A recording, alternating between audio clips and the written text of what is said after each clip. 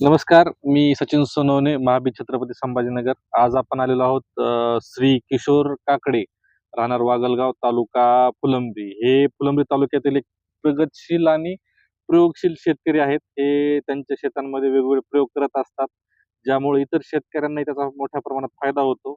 आणि या पूर्ण यांच्या प्रयोगाच्या माध्यमातून हे महाराष्ट्रातील खूप मोठ्या शेतकऱ्यांपर्यंत पोहोचलेले आहेत.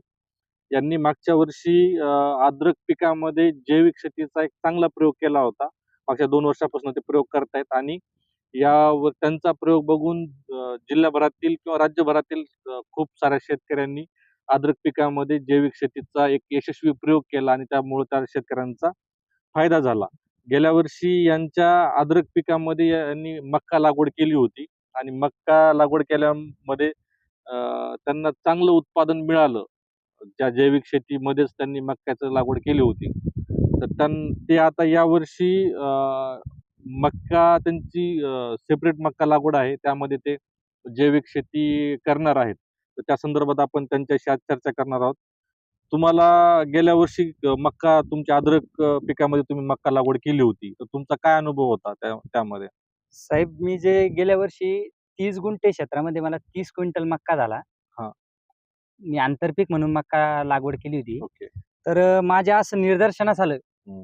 की ज्यावेळेला मी ते मक्काची काढणी केली, तर सेम कणस सगळ्या साईज साईज सेम सगळे, सेम. सगळं प्लॉट सगळा सारखाच. ओके. इतका अक्षरशः तो 4 बोटावरती मक्याचे दांडे होते. हं, हं. 91-50 बियाणं होतं मक्काचं हं. आणि सगळं एकदम सगळं सेम. मग बरोबर. माझ्या असं निदर्शनास आलं, आपण खत तर काही जास्त दिले नाही. हं, हं.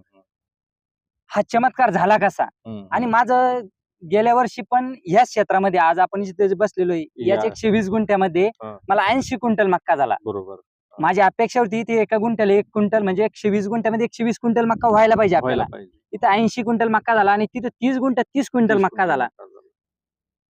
सगळे डोस सारखे होते खतांचे. तिथं हं. इथं होते, तिथं तर खत बी नव्हतं दिलं. हं, हे चमत्कार झाला कसा? हं, माझ्या असं निदर्शनास आलं, की या बॅक्टेरियांची कमाल आहे ही, हं. या जीवाणूंची. महाजैविक. तर जसं अद्रक पिकामध्ये एक चांगल्या प्रकारे बॅक्टेरिया कार्य करतात, मग तसं मक्कामध्ये त्याच्या 50% अजून कार्य करतात त्या. कारण जास्त करतात. मक्काला जास्त मुळ्या वगैरे आहे हं. आणि मक्का एक असं पीक आहे जास्त ज्या अन्नद्रव्य लागतात. जास्त अन्नद्रव्य लागतात. तर मग मला चांगलं निदर्शनास आलं. हं.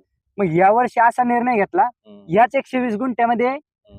मक्याचीच लागवड केली, सुधारित पद्धतीने ड्रीप केलं हं. आणि ड्रीप वरती टोकननं ही लागवड केली. ओके. आणि त्याच्यानंतर त्याला यावर्षी मला या जीवाणूवरतीच हा मक्का डेव्हलप करायचा आहे. आणि दुसरी एक गोष्ट, याला एक बेसल डोस दिला फक्त 10-20 मी आता ओके. हां. उगवण शक्तीसाठी. हं. आता याच्यानंतर जे आता मुळ्या वगैरे त्या व्यवस्थित स्ट्रॉंग होणार आणि याच्यानंतर आता हे महाजैविक. जैविकचाच मला याच्यामध्ये उपयोग करायचा आहे. ओके. तर गरज ही शोधाची जननी आहे सर. बरोबर. मला गेल्या वर्षी तर जे उत्पन्न मिळालं नाही, हं. माझा एक 80 क्विंटल म्हणजे माझा खर्च बरोबर जेमतेम मला राहिलं या बरोबर. मक्कामध्ये. हं. तिथं मी विचार केला, की बा तिथं 30 गुंठ्यात 30 क्विंटल होतंय हं. एका दुसऱ्या शेतामध्ये. हं. तिथं जीवाणूचा वापर झालेलं क्षेत्र होतं ते एक. हं. आणि इथं तेवढं ॲव्हरेज नाही मिळालं. तिथं रासायनिक खताचे 2-2, 3-3 डोस दिले. हं. त्याला फवारण्या झाल्या, वरून खताच्या पण झाल्या आणि मायक्रो न्यूट्रिएंट्स वगैरे सगळं दिलं, पण ते म्हणाल तसं ॲव्हरेज नाही मिळालं. बरोबर. तर माझी इच्छा आहे, की यावर्षी पूर्ण प्लॉट जीवाणूवरच हा डेव्हलप करायचा 120 गुंठ्याचा. 120 गुंठ्याचा प्लॉट डेव्हलप करून एका गुंठ्याला 120 म्हणजे एका गुंठ्याला 1 क्विंटलचं असं 120 क्विंटलचं तुमचं लक्ष आहे. हां. तर यांनी जो गेल्या वर्षी प्रयोग केला मक्याचा, आंतरपीक असताना त्यांना एका गुंठ्याला 1 क्विंटल उत्पन्न जवळपास मिळालं. तर यावर्षी ते सेपरेट 120 गुंठे मका करतात आणि ती पूर्ण मका जैविक पद्धतीने करणार आहेत. तर सुरुवातीला त्यांनी बेसल डोस दिला आहे. बेसल डोस नंतर ते पूर्ण जैविकचा वापर करणार आहेत. आपण वेगवेगळ्या टप्प्यांवर त्यांना भेटणारच आहोत.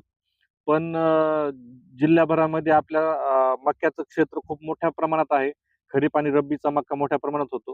गेल्या वर्षी मक्याचे दर चांगले होते. शेतकऱ्यांना त्याचा आर्थिक उत्पन्न चांगलं मिळालं. पण यावर्षी मक्याचे दर कमी आहेत. तर शेतकऱ्यांनी जास्त खर्च न करता जैविक पद्धतीचा जर अवलंब केला तर कमी खर्चातही तुम्हाला चांगलं उत्पादन मिळू शकतं.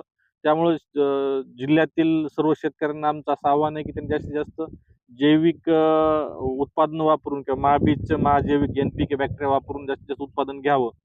एक कमी खर्चामध्ये एक चांगला पर्याय आपल्याला उपलब्ध राहील. आणि शेतकऱ्याचं उत्पन्न वाढेल. तुम्ही काय सांगाल तुमच्या अनुभवावरून बाकी शेतकऱ्यांनी काय केलं पाहिजे? सर माझी इच्छा आहे, गेल्या वर्षी मक्काचे भाव 2100 रुपये होते. हं. 2021 मध्ये मिनिमम मी 1950 रुपयानं मावचार असल्यामुळे तो मक्का विकला होता. बरं. यावर्षी अशी स्थिती झाली आहे की हां. 1400 1450 रुपयाच्या वरती भाव जाऊच नाही राहिलेले. बरोबर. मक्का असं पीक आहे की त्याला जेवढं पण खाऊ घातलं ते खातं. त्याला जे डोस दिला तसं त्याची क्वालिटीवर दाखवतं ते. बरोबर. माझी सर्व शेतकऱ्यांना एक मनातून इच्छा आहे की मी हा प्लॉट जैविक करतोय. सुरुवातीला एक बेसल डोस द्यावाच लागतो, कारण उगवण बरोबर. शक्तीसाठी एक बेसल एक डोस आवश्यकच आहे. आवश्यकच राहत होतो. आमच्या जमिनी सर काळी, थोडं पाण्याचा निचरा कमी होतो या जमिनीमध्ये, तर बेसल डोस द्यावा लागतो. पण याच्यानंतर जे होणारे मला छान असे सुंदर रिझल्ट मिळणार आहे. माझा स्वतःचा खूप आत्मविश्वास आहे की जीवाणू इथून या थंडीचा काळ आहे अजून 2 महिने, आणि थंडीच्या काळामध्ये जीवाणूची वाढ चांगल्या प्रकारे होते. बरोबर. तर माझी इच्छा आहे सर्व शेतकऱ्यांनी की जीवाणूचा जास्तीत जास्त वापर करावा. आणि खास करून आता मक्का पिकामध्ये एक नवीन मी पहिलेच बोललो की गरज ही शोधाची जननी आहे. बरोबर. मला एक नवीन आता याच्यामध्ये एक अनुभव घेणार. गेल्या वर्षी मी घेतलेला अनुभव 30 गुंठ्याचा, यावर्षी जास्त 3 एकरचा घेणार आहे. चालेल. आणि 120 प्लसच मक्का होणार आहे. मला याचा माझा ठाम विश्वास आहे. मला तुम्हाला 120 गुंठ्यात मक्का हो यासाठी तुमच्यासोबत शुभेच्छा आहेतच. आणि आपण श्री किशोर काकडे यांना मक्याच्या ह्या प्रयोगामध्ये पूर्ण साथ देणार आहोत. तसेच यांच्या पूर्ण प्रयोगामध्ये आपण त्यांच्यासोबत आहोत. आता इथून पुढे हा पहिला टप्पा आहे.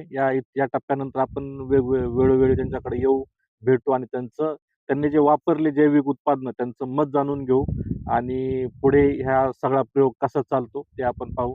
तोपर्यंत धन्यवाद. धन्यवाद.